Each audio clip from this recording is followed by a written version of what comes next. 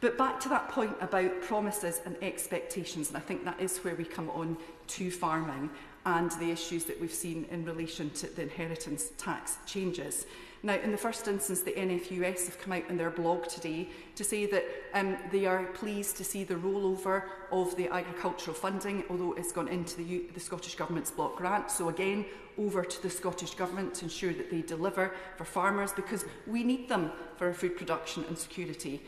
We need them for our climate and nature recovery, which is more vital now than ever before, and we need them for rural growth and support. In terms of the overall funding envelope for farmers, from a Scottish perspective, it is true that that is for the Scottish Government to deliver, and I'm confident that my Scottish Liberal Democrat colleague MSPs in Holyrood will be making that case. But the Honourable Member for Leeds Central in Headingley, who's no longer in his place, when he made an intervention earlier to the chair of the Public Accounts Committee, was talking about the fact that it's going to be a small number of farms affected. But I think the issue here is that's not what the government promised to do. The government promised last year not to do anything in relation to APF, and that is what is happening. And I'm already being contacted by local farmers feeling that this is the death for their and other family farms. And I think it's important, Madam Deputy Speaker, that we remember it's not just about those farmers, it's about the infrastructure and the wider communities that they support, such as vets and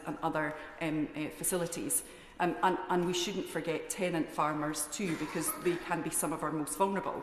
And I know that they are some of our most vulnerable because I've worked with some of them prior to the last election in relation to the rollout of universal credit and what that poses for farmers. It is not a system that is fit for purpose for farmers. The DWP Secretary is no longer in her place, but I will be coming back to you on that issue.